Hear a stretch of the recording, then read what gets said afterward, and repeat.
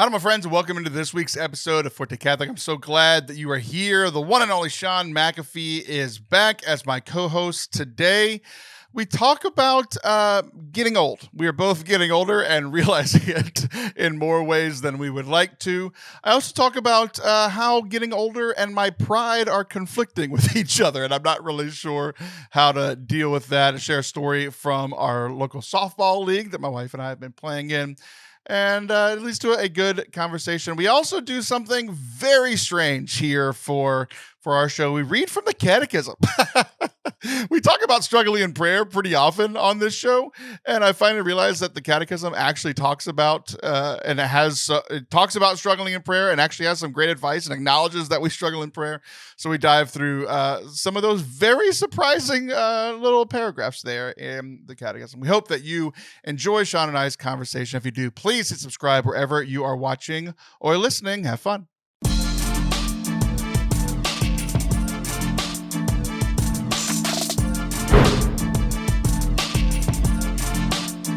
Hello there, and welcome to Forte Catholic. I am Taylor Stroll, and that is a man who neither of us thought that he would return this quickly. That's Mr. Shaun McAfee. Hello, Jonathan. Yeah, I think we did this like 3 weeks ago. And we were joking how I'll see you next year. Right. Yeah. Because for people who have listened in the last month, they know who you are again. But you're one of the original co-hosts, and you filled in for somebody 4 weeks ago. And just being a co-host of this show just means that your life is going to be in shambles at least a few times a year. Because yes, I have the 4 co-hosts, but of the 4 of them, there's just always something going on where they have to take a break. And a lot of it's real stuff, you know? So I'm making fun of them because they're my friends, but I'm not making fun of the reasons that they're taking breaks, right? But I didn't. We finally got everybody back, and then another one fell off. So you are back as you're not one of the top 4, but you're top 6. Like, you're a normal fill-in now, and I'm happy with that. We've taken the next step in our friendship. We haven't. I'm going to stop the analogy there, but nice to have you back. Yeah, thank you. I acknowledge now that I am a 6th round draft pick. No, first round. But 5th or 6th pick for sure. 5th or 6th pick for sure. So I know that. When's the last time you listened to this podcast? Like a full episode. I know it was one of the Father Sharapa ones because you two are just so hilarious. Not to say nobody else is good at co-hosting, but I think it might have been like 4 months ago, and I don't remember the topic. Ooh, boy. If it catches me on Instagram, and I'm like, I want to hear more of that with your lips, I'll always go there. But I don't know. Time is a limitation for me. Yeah. So you are on the show more often than you listen, which means you're really stepping into co-host.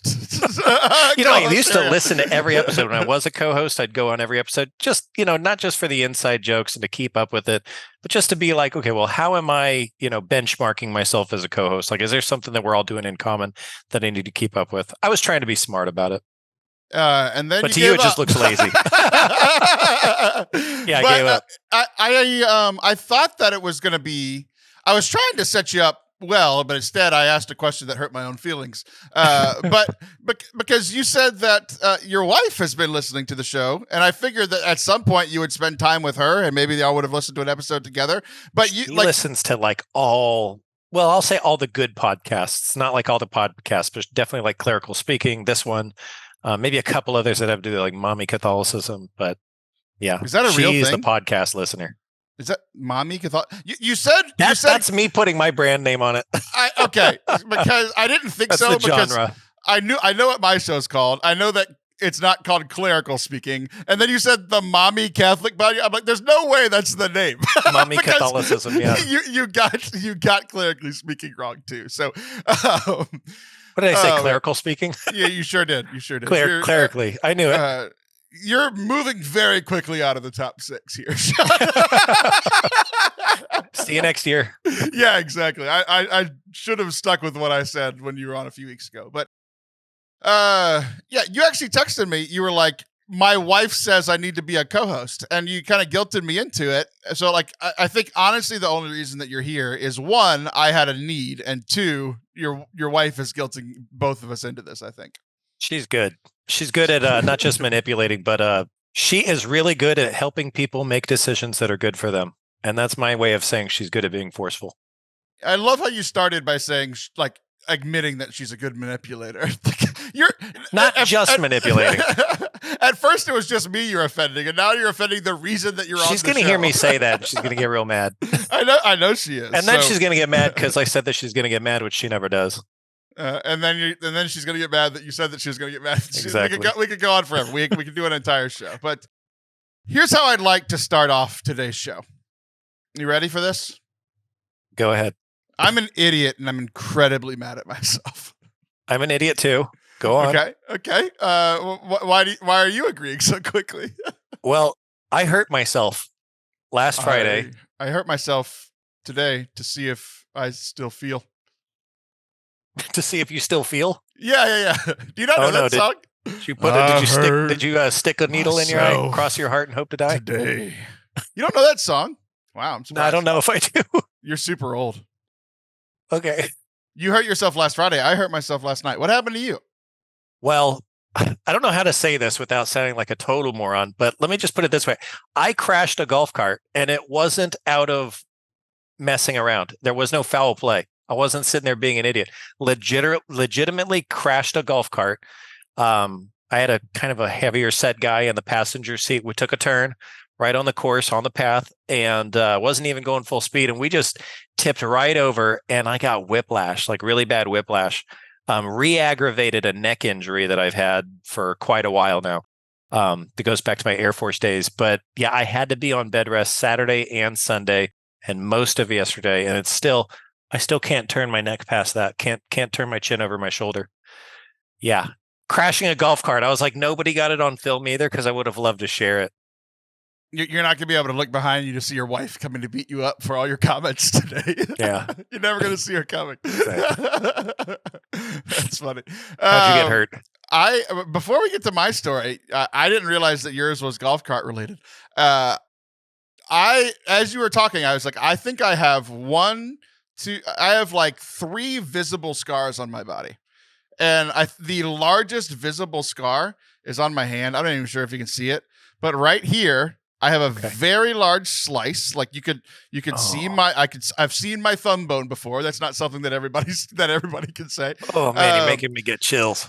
Yeah, I sliced my hand open when I was just but a wee lad, and I'm going to give you one guess as to what I was doing. Playing with a knife.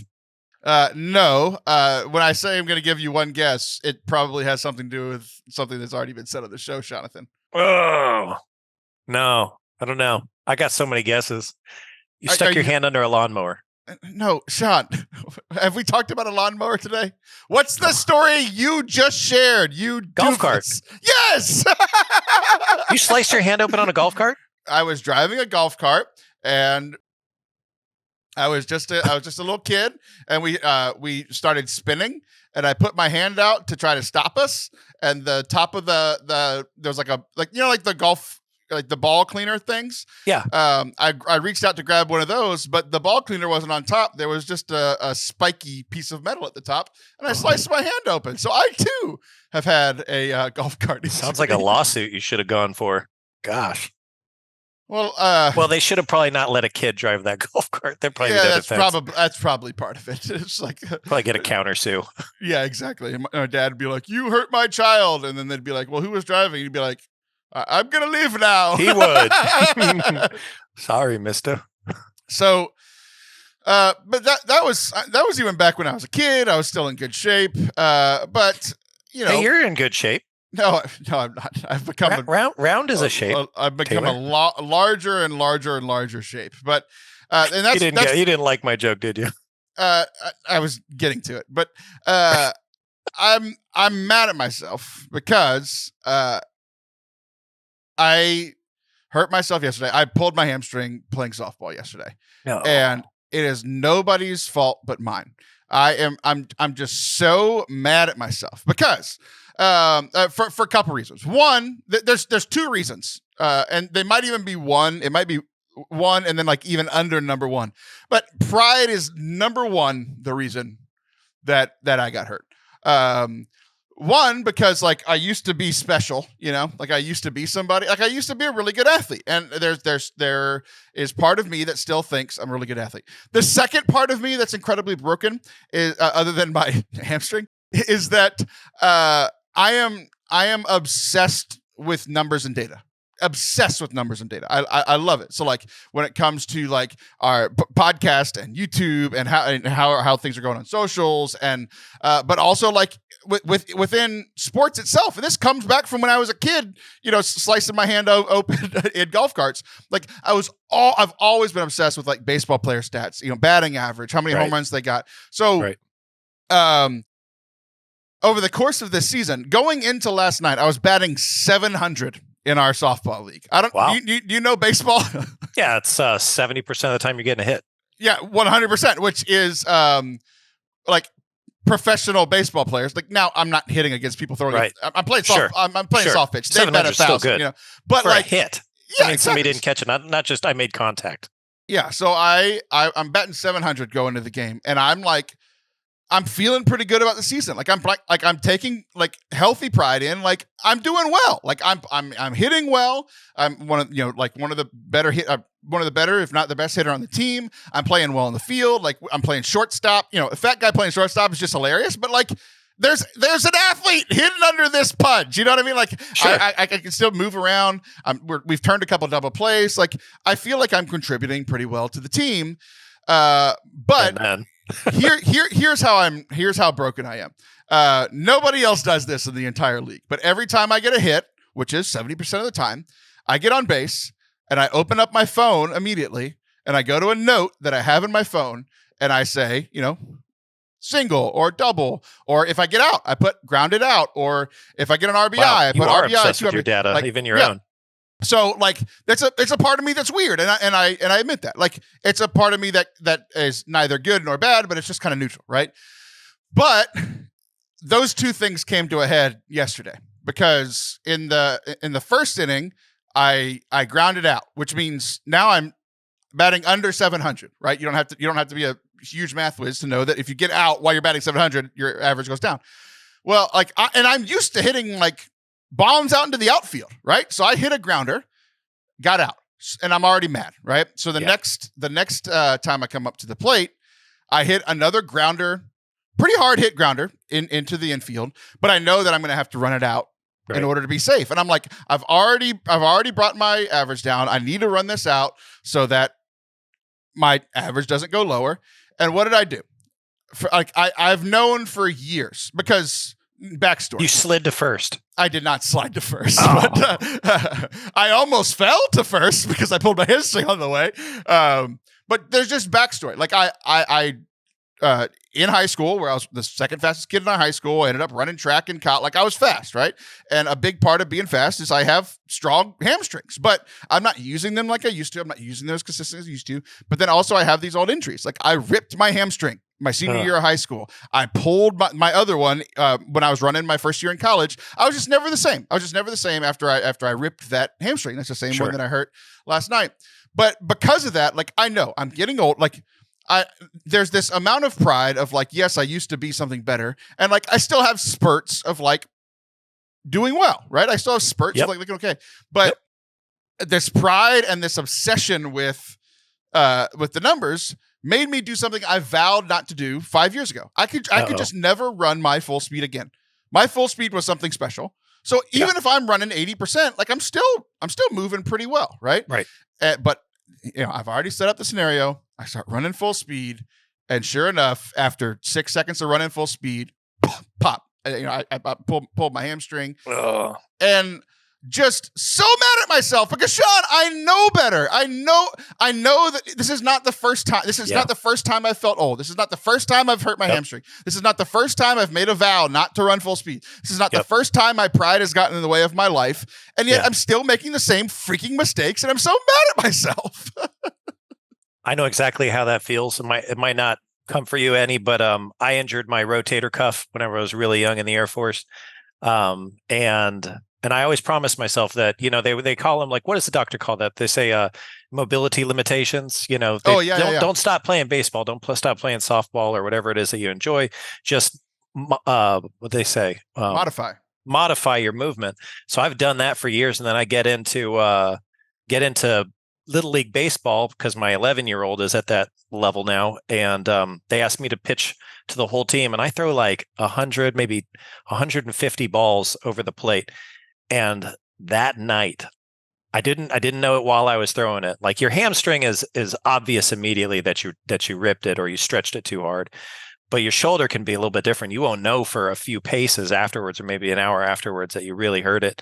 And I'm telling you, I re-aggravated something that happened like 15 years ago. Your body has memory. Yeah. That your brain is not really always scar tissue. Remembering. Yeah. Literal, like, your body keeps the score. Your body has the memory of scar tissue, and like that's why you and I and everybody else re-injures ourselves in the same place. It's because there's literal scar tissue, and scar tissue doesn't move like muscle fibers do, and like that's why we are like rotator or whatever, right? Like that's I'm just so frustrated. Well, I know this. I know this. And then I did it anyway. Well, hopefully you heal up quick. I hope so too, because here's the thing: is like this was so most of, like I haven't played in anything competitive in a long time. I play in a weekly like pickup basketball, but there's not standings, there's not playoffs. It's just we're just playing, and mostly it's just so that it's just a bunch of people my age, a little bit younger, a little bit older, trying to stay in shape. We're all dads, we're all busy. Like, but if we schedule it and we're all trying together, to be social. Yeah, and just like but like we're competitive like during the game, but then the game's over and we switch teams and there's no connection to it, right? So this is the first thing that I've done that's like competitive sports where like we're relying on people. And so like all the lessons that I've learned, like, and people were like, "Oh, you should have warmed up." Like, you don't understand, Shaun. I got there an hour early because I know this about myself. Like, it's this frustration of like, I was almost there. Like, I know myself well enough that I got there early. I warmed up. I stretched like crazy. I iced it before. I iced it the night before. I have a massage gun. Like, I literally know all this stuff. Like, it's not this, like, it is pride, but it's not this pride. And like, I don't think that I'm who I am when I was 21 years old, but I still think I'm better than I am. Right. And it was the thing that frustrated me the most was halfway through the first game of a doubleheader, and I had to sit there in pain. It hurt quite a bit. I had to sit there in pain, but also this mental anguish of like being mad at myself, but then also like having to see my team, like they lost the game. We lost the next game because like one of the better players is a freaking idiot and he got hurt and he couldn't play anymore. It's so stupid. I ended up not only hurting myself, but like hurting the team, not just last night. Like those were our second to last and third to last games of the regular season. Next week's our last game of the regular season, and then we're going to the playoffs. And Shaun, honestly, I clearly wasn't able to play last night, and we lost both games that we probably could have won. And so that bumped us down in the standings. I'm probably not going to be able to play, and even if I do play next week, I'll be hobbled. And like, do you need me to drive out there? Yeah, I might. I might need you to. But here's the thing: because your right rotator cuff is hurt, you're gonna have to play left-handed. so you don't get hurt too. It only hurts like above the arm movement. Everything. In fact, it just popped on the way down. This thing sucks. You just hurt yourself on a podcast. On a podcast, yeah, it just pops. Yeah, I'm gonna probably schedule surgery after Thanksgiving. But, really, you really you think it's that bad, huh? Yeah, I had an MRI with the chemical in it, and they said it's called a slap tear. There's basically like this little pocket in there that's supposed to have muscle fused to the rotator, to the ball and the joint, but it's not. So what they have to do is they kind of have to clip the tendon. It's actually a bicep issue. People don't realize that it's a bicep issue, and they have to drill a hole into your bone and stuff it in there and then sew it in. Gross. It's strange, but they said that's what works. I'm like, who are the people who come up with these methods of doing these surgeries like that? Who did they pitch that to in the medical examination review board when they're like, hey, I want to drill a hole into somebody's bone and then stuff the muscle in there? Right. Yeah. So this is, do you think that tear happened 15 years ago, or did that happen just the tear definitely happened 15 years ago. Okay, I've been on limited mobility with it since then. If you're like, what? Okay. So what made you want to get the MRI and get surgery now-ish than 15 years ago? That is a complicated answer. I'll try to be short for you though. At the point in time, whenever I had it, I was in the Air Force. It wasn't probably going to be very friendly for me to get the surgery because I was also getting out of the Air Force. There would just be, I don't know, there just felt like too many complications there. Before you get out of service, they're trying to do things like your wisdom teeth, anything else you can get kind of buttoned up, but also you're trying to think about what kind of disability you can get when you get out. So I didn't want to like exactly correct it and kind of throw things off with the rest of my future because I wanted to be able to claim this as disability in the future too. Also, I don't know if surgery really would have been like supported while I was so young because, doctors, when you're 20, 22 years old, they'll say, well, you could just give it time and see if it corrects itself. And then they're going to recommend surgery. And then 15 years later, you get a second, you go to your follow-up appointment. 15 years later, it starts really aching again. And I'm like, I'm tired of this. I got to just be an adult and go have a doctor look at it. And I hate going to the doctor. And there's just something about it. I've always had this stigma of just not being told that I can't function right. Or I don't want to take pills, or I don't want to complicate things in my life. But it was finally time to do it. And I'm right at that cutoff with this injury that once you turn over 40, like they don't start recommending too many more surgeries because you're not really going to benefit from it. You're going to benefit more from just completely limiting your activities. But I'm at this point right now at 37 years old where they're like, look, this is your last chance to probably get it in and be able to do things like that for the rest of your life if you take care of it well and do physical therapy. So it's kind of the decision point. That's fascinating. Yeah. So here's where I'm at. Here's where I'm at with mine. I think the big lesson that I learned was a lesson that I've been. It connects to my weight loss journey too, or my weight gain, and then trying to weight loss journey thing too. Yeah. Is I mentioned that I have these moments where I still think that I'm who I used to be. Right. 225 pounds with a six pack. Like I'm 60 pounds since that guy. When I was on that base path, running full speed, it's like I was thinking so short term. I was so short sighted that like even if I would have even the reason that I was running full speed, which was I didn't want to get out because I didn't want to get out and I didn't want to bring my average down and I didn't want our team to lose. Right. By making the decision in the short term, I ruined all three of those things in the long term. I ruined my ability to get a hit later. I ruined my ability to help the team later, and I ruined our ability to win later, right? So it was this short-sighted thing of like, I'm gonna try to fix it with a quick fix, and the long term is going to suffer, right? It's the same thing with my weight loss stuff. Like this happens every single time. This is probably the longest I went of like being active, like walking, playing basketball, playing softball, and not getting hurt. Usually I have this big like urge, like surge in my heart, surge in my mind of like, I'm going to lose weight, and I stick to it. And then 2 months later, I hurt myself. I hurt my knee. I pull a muscle, or I hurt my feet, or plantar fasciitis comes. Like something always happens to where then I have to sit down and rest, and then I gain all the weight back, if not more. Like that's the cycle that I've been on for years, right? And it's the same thing that I did, right? Because like I was going for the short term, or I was going for the quick fix, and I ruined what I actually want in the medium to long term, right? Yeah. So that's my biggest takeaway from this is that like now, like our team's worse when I'm not playing. Like that, I'm a good player, and I'm frustrated because like I was already frustrated because like our team had been losing.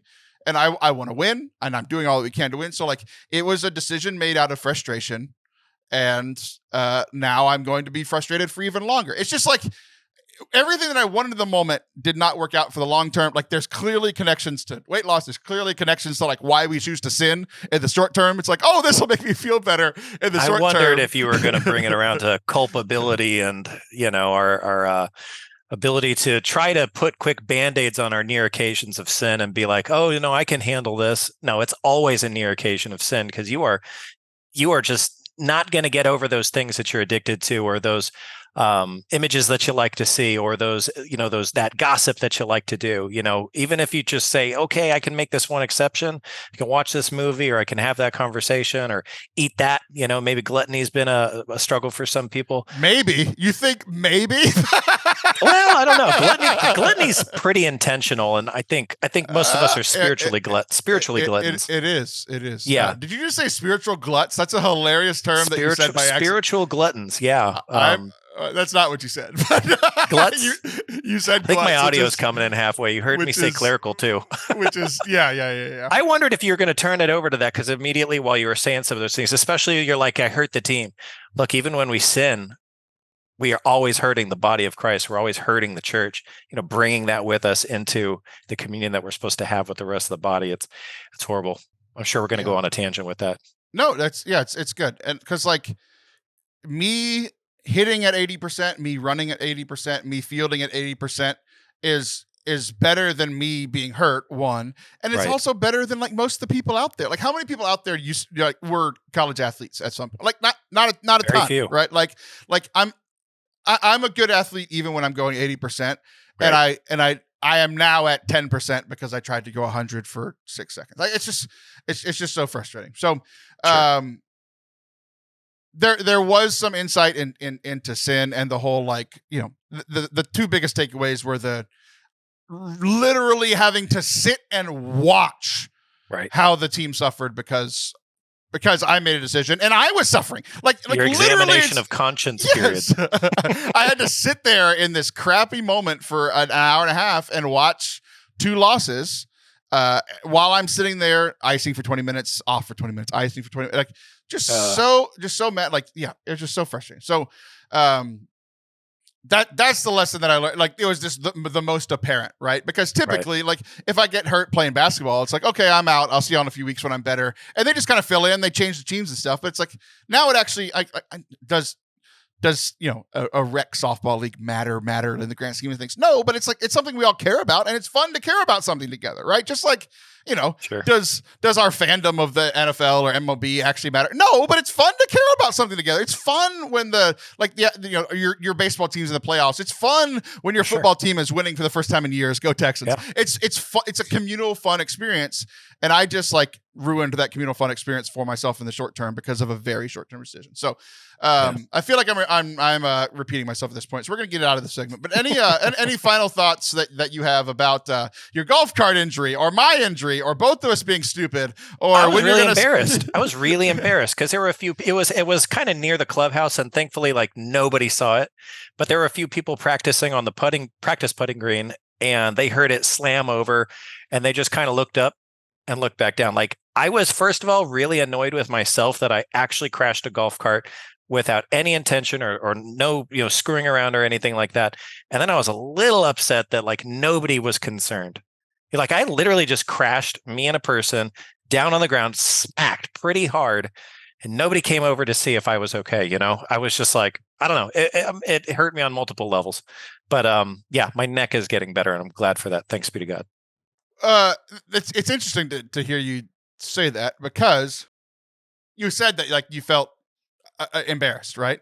Right. Do you think that people maybe didn't go help because acknowledging it would have, them thinking maybe it would have brought more embarrassment to you? Whenever you like, the only points in time that you see somebody crash a golf cart is when they're messing around, and I think that those people thought we were like joking around and having fun, and we might have been laughing about it afterwards, like quite a bit afterwards.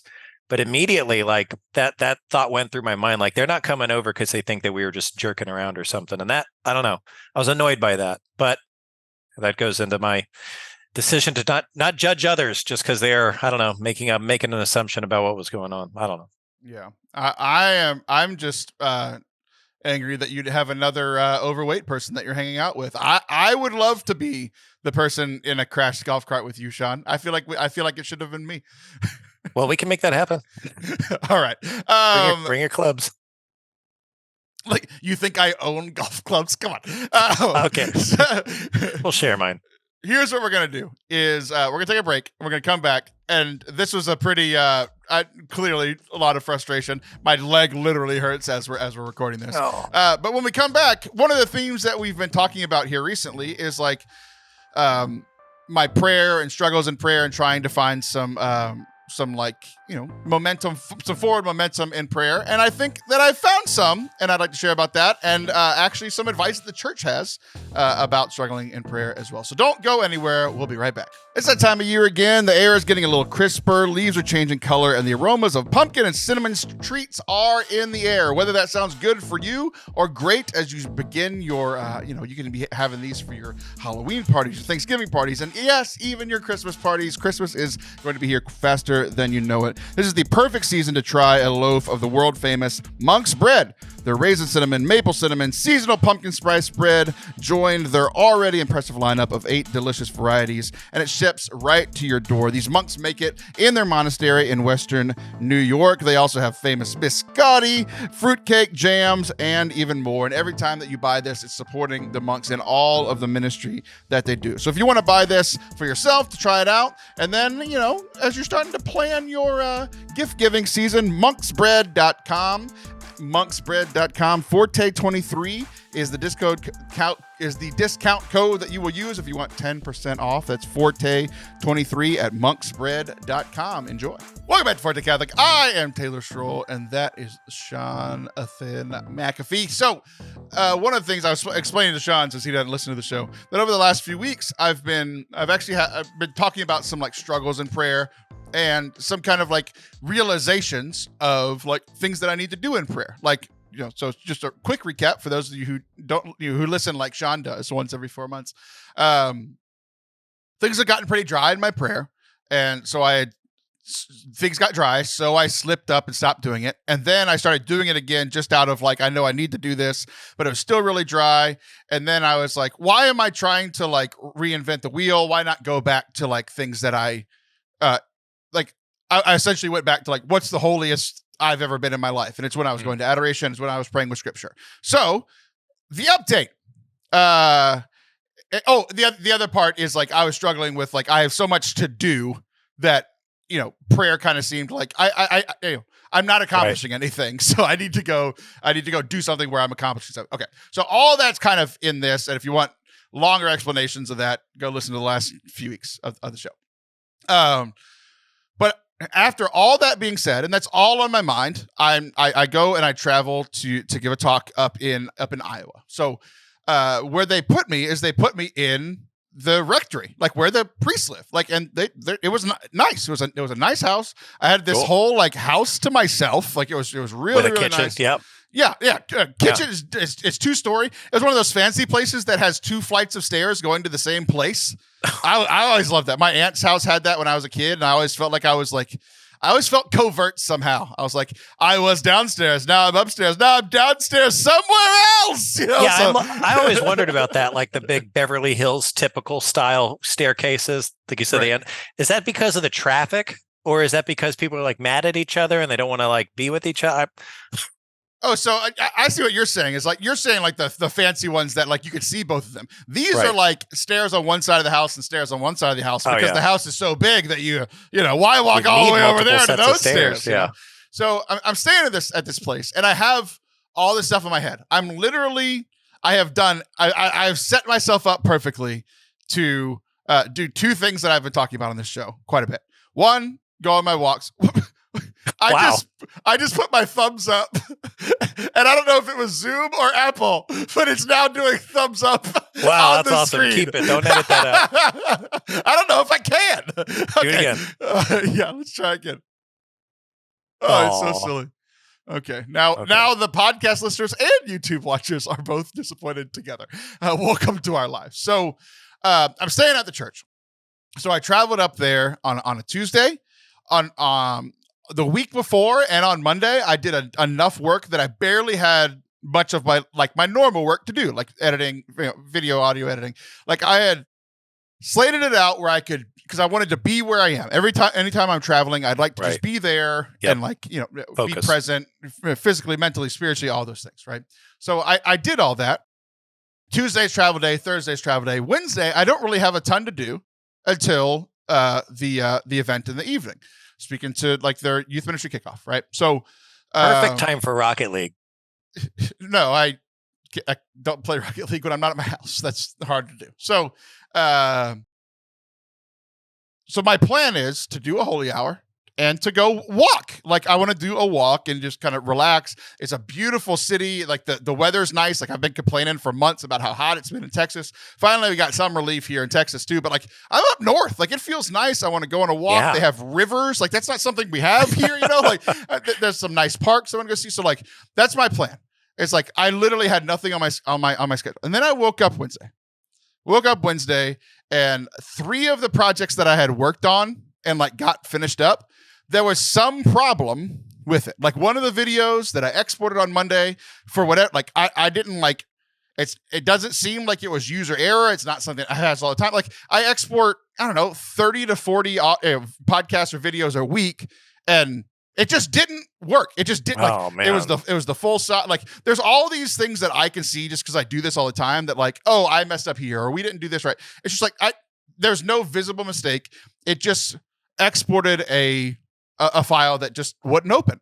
So I had to re-export that, and like I'm not like that is a way easier thing to do on my home computer and my home internet than it is to do on my old laptop on like Iowa church internet, right? Like it's just it just becomes a harder thing. So I'm waking up with that. I'm feeling bad about that. Then I get another email about an issue that another show has that we did. Like it's just all this stuff that like it wasn't like mistakes. It was just like there's just an issue. An issue arose, so I'm having to like put out fires all Wednesday morning. This is supposed to be my relaxing day, right? Mm-hmm. Putting out fires all day. So I essentially have to, one of them was my fault. One of them was me. I just completely forgot about a show when I got into town Tuesday. Like we got into town Tuesday, we had a long drive, we went to go eat. I had a great conversation with the lady at the church, and I just kind of assumed that I had gotten everything done before I got there. And I forgot that I had one last thing I needed to do. So a whole show that was supposed to post like Wednesday morning at 1:00 in the morning. That's most of the time when podcasts come out. I just completely forgot about it. And so I had to edit that show and get it out. And then we went and had lunch. And then I was putting out the other 2 fires. Wow. And literally, Shaun, we're leaving at 5 to go get ready for the youth ministry thing. I look at my clock and it's 4:15. What was my plan? I had 2 things for 2 hours to do. The bubbles are happening. An hour. This is driving me crazy. Of Eucharistic adoration, which now you don't have time for, and no time for a walk. And time for a walk. So now I have a decision to make. 1, keep working because there's some other stuff I could have kept doing. And now I'm frazzled. I'm frazzled from all this stuff, right? I'm supposed to be, mentally preparing for my talk, praying for my talk, which was the holy hour. And then like, especially when I travel, it's good for me to walk, and because I just sat on a plane for a whole day. I'm going to sit on a plane the whole day next. So I have a decision to make, and I make the decision: no walk. On one of the last episodes, I told myself, I told Allison, and I told the listeners, I'm going to do a holy hour. I can't do the hour, but I can do what I'm going to do. It's like right before 4:15. Shaun, I'm staying at a church. I have no excuse. I'm staying at a church. It literally just took me going down one of those 2 staircases, walking, 30 feet to go to the church. So finally, I'm like, I'm going to do it. I walk over to the church and I do a holy 45 minutes, right? And Shaun, I can't. And the walk there counted as as my walk. That was exactly the 30 steps over there was my exercise for the day. Shaun, I can't tell you how good that 45 minutes was. I can't. I can't explain it for such a frustrating day. It was so good. It was so peaceful. I was by myself in the church. I was able to pray. I was able to calm down. I was able to like refocus. I was able to, like do a pretty typical like prayer routine for me. I was able to pray specifically about the talk that night, pray for the people I was going to be speaking to. Like it was so good, and I left it, and yet I still kind of felt like I didn't accomplish what I wanted to do that day. And it was. Did you feel guilty? Like I had to shorten all that because I forgot some stuff. I felt. I don't know if I felt guilty. I like similar to the last segment. Like I was just frustrated with myself, right? Because I made a mistake, or I was frustrated with the situation. So like I had to solve 3 problems, 2 of which were not user error, 1 of which definitely was, right? So I'm mad at myself. I never make those mistakes like that. Like it's just frustrating. And like I was just in a hard place to fix those problems, la-di-da-di-da, right? Yeah. I didn't like the realization that I was at a church and I couldn't even do a holy hour. Now, to be fair, I fixed what I could. I did the 45 minutes, but like I didn't do my walk. I was just so frustrated with myself, and I felt like, I was frustrated, but at the same time, I was like, at least I did the 45 minutes, which is more than I've done in a while. So there was a little bit of relief mixed in with the frustration of like, I did it. I'm making progress, but it was still pretty apparent that I have more progress to make. What do you think? I talked a lot. That's the story. It makes sense. I mean, I could give you all the equivalents of the things that happen in my life like that. And not that I'm here to offer you advice, but I do try to actually, Shaun, I think you are here to share the equivalents in your life. That's storytelling, that's podcasting. And you're also an older and wiser and holier man than me. So you can most definitely give advice. That's literally what this podcast is, Shaun. Yeah. So, then I'll just do it. Here's what you're doing wrong. No. I'll tell you like, for it. I was like, okay. My prayer life, I'd say, is it's mostly ordered around the divine office, like the liturgy of the hours. Sure. So I pray morning prayer and night prayer is usually with the boys. Like my 3 oldest boys, 2 of them are pretty good at reading. They're not like perfect, right? But they're good enough to actually like read and kind of half chant most of the comp line prayers, and I'm just really satisfied and happy with them about that. And I want to cultivate with them to do that. But I'll tell you what, like the time that we get to do it, it's probably like 50% or less of the time. And I feel so guilted because the reasons that I don't do it are only because of me. I mean, first of all, they're like fully under my control. If they're not doing it, well, it's clearly because I had something else to do or chose to do something else, or I wanted to go to bed earlier, this or that. And I feel guilted about those things, because I'm like, man, this is just one more little way that the devil found his way into my laziness in order to, not accomplish that with them. Now, where I was going to stop that and kind of not stop you, but make kind of a comment there to adjust the sense of lack of alacrity to get after that prayer is that I think that we can be over scrupulous about our own prayer. We can be over expectant about our own prayer life and say, look, Paul says to pray all the time. Well, there can be a mindset of prayer. You can offer things throughout the day. You can have God on your mind and have kind of an active prayer lifestyle, or you can have a very stop what you're doing and be a contemplative prayer lifestyle. Those add up. But I think like a fraction of the time, we've got to be, a certain portion of the time, whatever it is for each individual, we've got to be very forgiving to ourselves and not allow the devil to get a foothold to say, look, you're so bad at it, you just shouldn't do it. You should quit. And I think that a lot of us, if we really look in the mirror at what we think about ourselves and if we miss those moments of prayer, that is our first inclination, is to say, look, I'm so bad at it, might as well give up.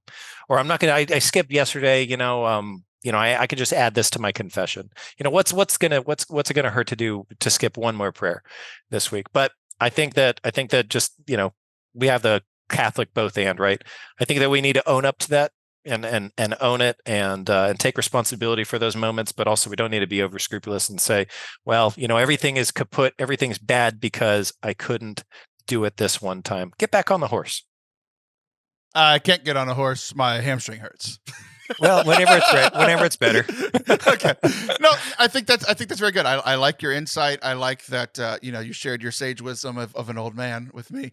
But I think you're right. I think there was this mix that day of like feeling encouraged because I did it. I did more, but also feeling discouraged that I didn't, it's just, I didn't take care of, there's all this stuff we have to take care of. We have to take care of our work selves and our ministry selves and our physical selves and our spiritual selves. And it's like, I only accomplished some of that when I thought that day specifically, I was going to be able to do more. But here's where the encouragement came from. Was ironically enough from editing another podcast. You've probably heard of it. It's called Catechism in a Year, right? So we're closing up shop here. We're almost done editing. Like I'm closing out my time with it. For the full year. Yeah, it's been great. Holy it's been moly. It's been a really cool experience to be a part of. Like it's opened up some doors. Like it's been really cool to be part of. And while I'm editing, like it's pretty hard for something to like spiritually break through to me while I'm editing, because like I'm listening for ums, ands, uhs, breaths, mistakes. Right. I'm not listening for my spiritual edification, but every now and then spiritual edification comes through in any of the podcasts that I edit, right? And dude, there's something that brought me so much encouragement towards the end of the catechism. And like, how many people read the end of the catechism? Like I've just like most people with their Bible, I've started and I've quit, like, by article 200, 300. Like I've never made it to the 2000s before, Shaun. Yeah, wow. And there's this section that, like, I just kind of assumed. My assumption is, and then maybe this is some of the scrupulosity stuff that you're talking about. My assumption is that everybody's prayer life is better than mine. That every good Catholic's, every good Catholic's prayer life is better than mine. That's just an assumption that I make. That everybody's praying more than me. Everybody's having a better experience than me. And the church isn't doing anything to help, and the church just expects me to be praying well. Like those are just like expectations and like understandings that I have, right? Right. And I can't tell you how blown away that I was when I heard this a couple of days ago. That there's an entire section in the Catechism, in the prayer section, about struggling in prayer, about dryness in prayer, about quitting praying, like you were mentioning earlier. There's literally like entire. They're like whatever paragraphs, articles, whatever you want to call them, right? The articles are the bigger ones, the paragraphs, the little ones. Right. But like, there's, I don't know, probably 30 or 40 paragraphs about struggling in prayer and what to do when you're struggling in prayer. And no one has told me this. Like, maybe people have internalized these things from that, like you did. Like, your answer was really good and really encouraging, and it's because you've internalized things from the church and been able to share them. But even in our discussions, like when we were talking about what we're going to talk about today, you hadn't heard of this section either. Here we are, two people that live in the Catholic world or in the Catholic ghetto of Catholic media and all this kind of stuff, and we hadn't heard that there's encouragement from the church and just an acknowledgement that prayer's hard. Yeah, I've been to the 2000s of the Catechism. Right. It's great. So here we go. I've got what I did, and this is the least Forte Catholic thing we've ever done. I'm just going to read some of these Catechism quotes, and we're going to talk about them. Okay. Struggles in prayer. It starts at Catechism 2725 and goes for a while. It says that prayer is both a gift of grace and a determined response on our part. Yeah. It always I want to just stop you there. Go ahead. Yeah. It always presupposes effort. Yes. That seems like something that the church wouldn't say. It's like, right. Oh, it's all God, it's all grace, it's all this stuff. No, it's a gift of grace and a determined response on our part. It always presupposes effort. So when we feel like, I have quit prayer before because I've been like, this just feels like such an effort. It just feels like it's just me doing the thing. And the church in the first section is just like, yeah, we know. Right. Exactly. And they're right. It presupposes effort, but that doesn't mean that it doesn't begin with God. It does emanate, like faith. It is a gift. Yeah. Yeah. So 100%. Anytime you're feeling dry, you can't be like, oh, I'm blaming the Holy Spirit. You got to look at yourself and you got to think, okay, well, this is a gift from God. And of course, I mean, the gift is always present. We're just not always willing to accept it. It continues. The great figures of prayer of the Old Covenant before Christ, as well as the Mother of God, the saints, and Jesus himself, all teach us this, prayer is a battle. And I'm just like, that's hardcore.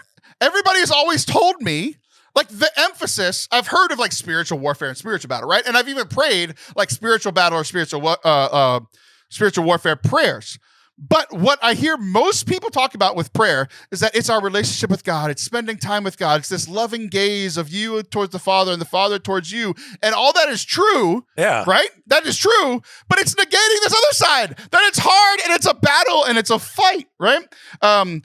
So it literally says, love that language. That's great. Dude, this is rocking my spiritual world. Why has nobody told me this? I've been struggling in prayer for decades and nobody told me that I wasn't alone. Because they say read your catechism and you're like, okay, I won't. Sorry, I didn't. Some of the best things that we have in our spiritual life are the things that we discover on our own. Prayer is a battle. And literally the next sentence is a question. Against whom? Against whom is this battle? It's against ourselves. It's literally what it says. It's against ourselves. You could make a multiple choice game out of this. What is the primary battle in prayer? Yeah. Everybody would immediately choose Satan. Satan, exactly. And he's listed. It does say, and against the wiles of the tempter who does all he can to turn man away from prayer, which is what you said earlier, and away from union with God. But like, it is a battle also against ourselves. And like, dude, I can't tell you how seen I feel that the church is acknowledging this experience that I've had my entire life where I've been trying to pray and struggling with it. Like, prayer, even in the best times, never really came easy for me. And I always felt bad that everybody's like, it's this loving gaze of the Father. I'm like, no, it's a fight for me to stay like not distracted. It's always been a fight for me, right? Yeah. And it's just so good for the church to acknowledge this and be like, dude, I always felt so non-Catholic for thinking things that literally is written in the Catechism of the Catholic Church. And here I am saying, oh, it's not Catholic to think that prayer is hard. It's literally written in the book. Yeah. Wow. Oh, man. Keep going. I am going to keep going. We'll probably skip over some of this, but because I still have a ton of notes. But here's the one that I think is the most me ever. And I talked about this problem. Prayer is loud. Yeah, exactly. I talked about this problem, but like the fact that it's acknowledged here is just wild to me. It says that other people, let's talk about all these struggles that different people have to pray. It says others overly prize production and profit. Thus, prayer, being unproductive, is useless. And I'm like, dude, like, I would have never said it because I would have felt bad saying it. But that's how I like. That's an eloquent way to put it. Yeah, that's the struggle that I've been feeling towards. I could spend time with my family, which feels productive. I could be working, which is literally productive and making profit. Like, or the classic argument, like, why pray when God already knows what's going to happen? Like that's the answer to that for anybody. What's the point? Yeah. The answer to that for anybody who doesn't know is prayer is to bring a union with God's plan. He's got the plan. We are discovering it. It continues. Finally, some see prayer as a flight from the world in reaction to activism. But in fact, Christian prayer is neither an escape from reality nor a divorce from life. Wow. Finally, our battle has to confront what we experience as failure in prayer. You ever feel like you're a failure in prayer? Yeah, often.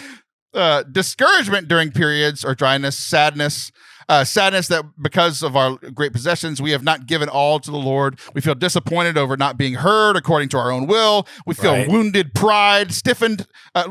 This is funny. Wounded pride and stiffened by the indignity that is ours as sinners. We literally talked in the first segment about me having wounded pride and your neck being stiffened.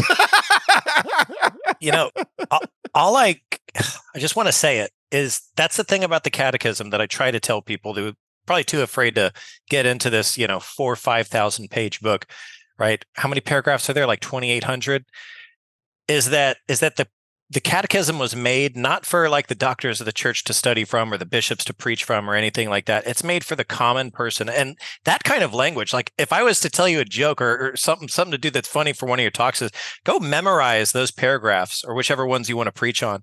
Go memorize those and then say them and then be like, aren't those good words? Those aren't mine. Aren't that's I in awesome? Your catechism. I didn't make any of that up, and you guys are sitting here cheering and nodding. I want you guys to open your catechism more. We already talked about how I struggle with pride. I definitely wouldn't give credit where credit is due. I'd be like, yes, clap for me. It's mine. I'm not going to tell you. I'll let you discover it on your own. It closes on these two sections on dryness and distraction, which is kind of funny that we're doing this, Shaun. We're literally doing kind of what you just said right now. Usually I'm so prideful about my own words, and now I'm just like, screw what I have to say. Let's just read the Catechism, which is like literally what I've made fun of other podcasters for doing. Okay. A distraction reveals to us what we are attached to. I get distracted all the time, but it talks about like looking at those distractions. Because if we're distracted in prayer, it's revealing what we're attached to. And this humble awareness before the Lord should awaken our preferential love for Him and lead us resolutely to offer Him our heart to be purified. To overcome these obstacles and distractions, here's the three things. Here's the answer that we need to. That we need to get over. We must battle to gain these three things: humility. Yeah. You're God, I'm not. That's what I'm doing in prayer. Trust in God. Trust that this prayer is effective. Trust in Him. Trust in His good words. The last one? Yeah, you can. Confidence?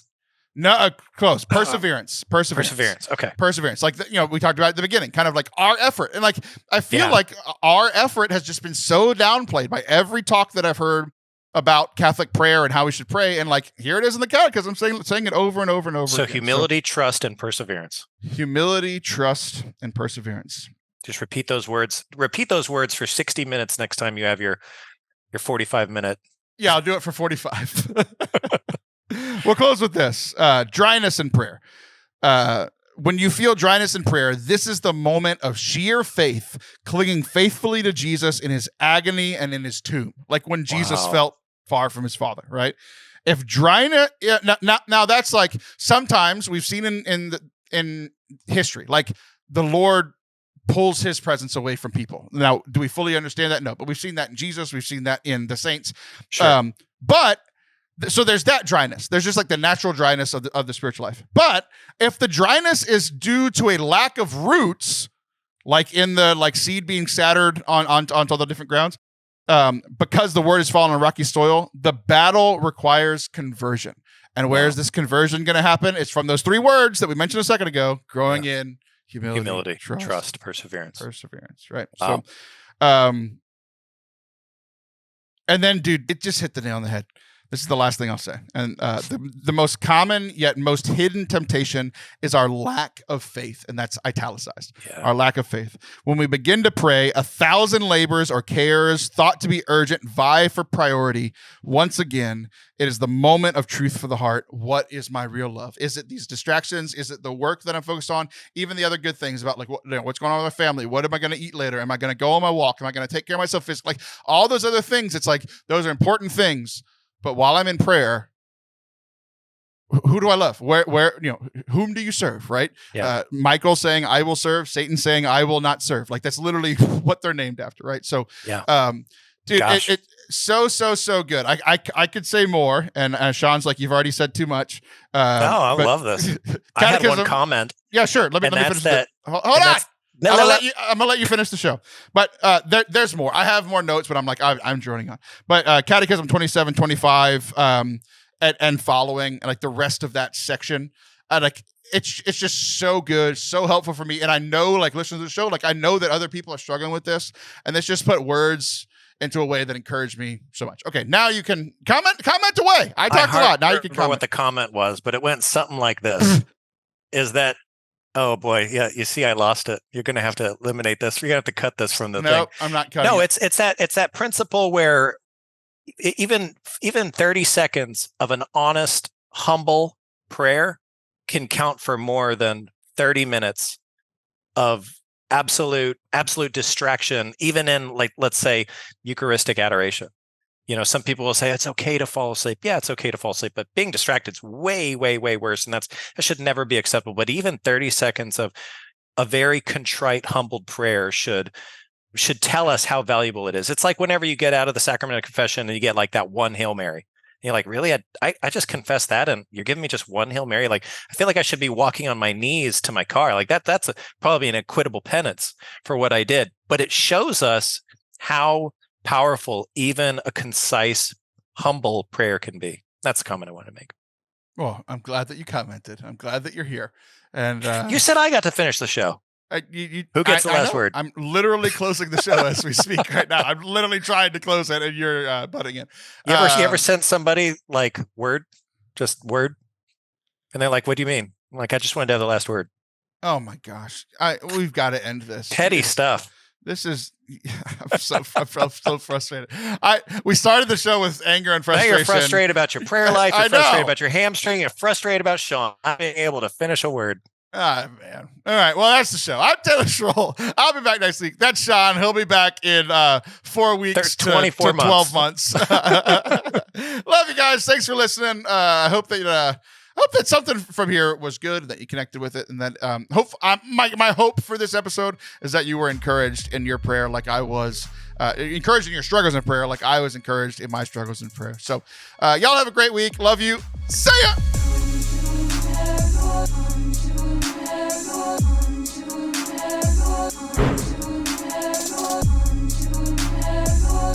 Thank you all for watching and listening today. We really, really appreciate that you guys spend the time with us every week. If you want to make sure that you don't miss next week's episode, make sure that you are subscribed in whatever podcast platform you are listening to, or over on our YouTube channel, youtube.com/Forte Catholic. We not only get this show, but all other kinds of things as well. Our music, some great talks, our introduction to Catholicism series called Foundations, our pop culture series, There's all kinds of stuff over on youtube.com/Forte Catholic. Thank y'all for spending some time with us this week, and we look forward to seeing you again very soon. Love you.